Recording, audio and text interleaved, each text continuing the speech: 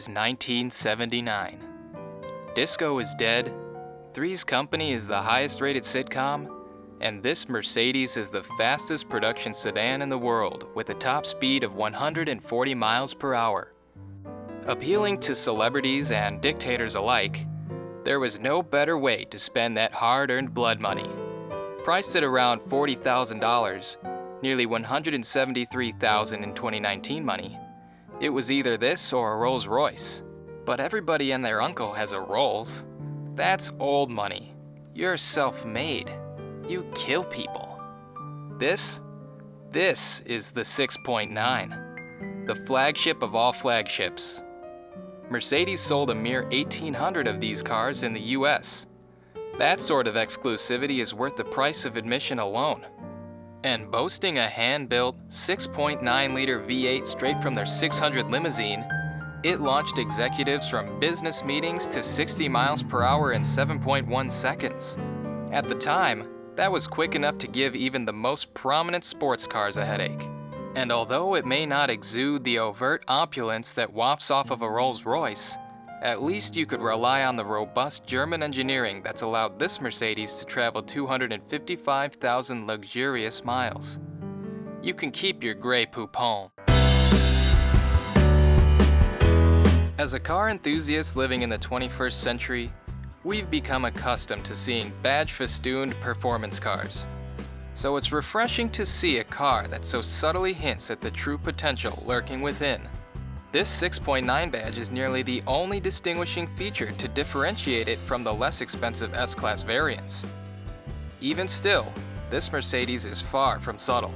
When a vehicle of this vintage, of this magnitude, and of this near-flawless condition glides past, you take notice. Naturally, maintaining a vehicle to this standard takes a lot of dedication, both mentally and financially. For starters, this Merc has never seen so much as a single snowflake. And of course, always sleeps in a cozy garage. Habits like these help contribute to its impressive lack of rust. But being a summer-only cruiser still has its drawbacks. After 35 years of unforgiving solar radiation, the clear coat began cracking and peeling, prompting the owner to repaint the entire car. Originally gray in color, the owner opted for burgundy, taking inspiration from a similar 6.9 on the cover of a magazine. And since you can't wear a tuxedo without shining your shoes, the wheels were refurbished as well. But that's about it. All chrome and bumpers are completely original. However, Euro-style headlights were installed because, well, they just look so much better than the American-style lights. And that's not an opinion. That's a fact. So fight me, punk. Mercedes has always led the cutting edge in comfort technology. And even at a ripe age of 40 years young, this granddad can teach even the newest German sedans a lesson in luxury.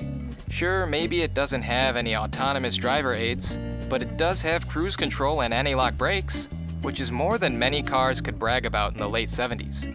Although, cruise control is broken in this example, but it's the thought that counts. Either way, driver assist is something for your chauffeur to worry about. So what if Chauncey's right foot gets tired? You're relaxing in the back, enjoying the rear heated seats, and smoking all the unfiltered Camel cigarettes you want. But unfortunately, as eager as you are to melt away listening to Pink Floyd, you'll have to wait until you get home, because the radio in this car isn't plugged in. It's not broken or anything, it's just not plugged in. You will, however, be melting away literally, since the air conditioning doesn't work either. The system was never updated to use R134 refrigerant, and nobody will put R112 into it because apparently polar bears don't like the heat. What a bunch of wimps. Continuing on, you'll notice the dashboard has been patched. They tend to crack, and they also tend to be very expensive to replace, so the patch will suffice. Otherwise, save for a few minor blemishes strewn about, the interior doesn't look a day over 18.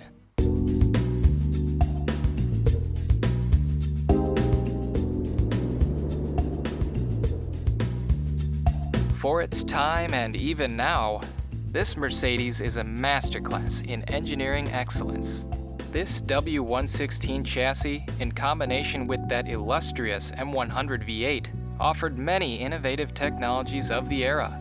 But as is often the case, cars designed for the wealthy will unavoidably require expensive repairs and maintenance. So be sure to have plenty of cash on standby, or be prepared to part with a few non-essential organs. Over the course of ownership, a time period of about 28 years, tens of thousands of dollars have been tithed to the Mercedes gods, who've gracefully allowed this car to continue thriving as long as it has. And for the record, that's not including any engine or transmission rebuilding. Those are all original. Now, I could sit here and read off every repair that's been done since 1991, but I'd like this video to be less than an hour, so I'll mention just the highlights. Starting small, we can see that there were some repairs to the front end and steering system, $740. A little more recently, in 2006, the radiator was replaced along with new hoses, $1,400. Moving along, the hydraulic suspension makes its first appearance on the repair list, alongside an air conditioning repair for $2,500. And if you haven't fainted yet, the front suspension and steering take center stage again, this time accompanying transmission work, an oil leak, and other miscellaneous maintenance, $3,000. And finally, a cornucopia of repairs and maintenance, including yet another hydraulic suspension visit, a shift quadrant failure, spark plugs, and more, for a heaping $4,300.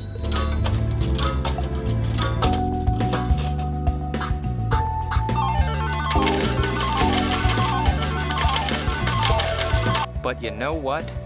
It's worth every penny in my book.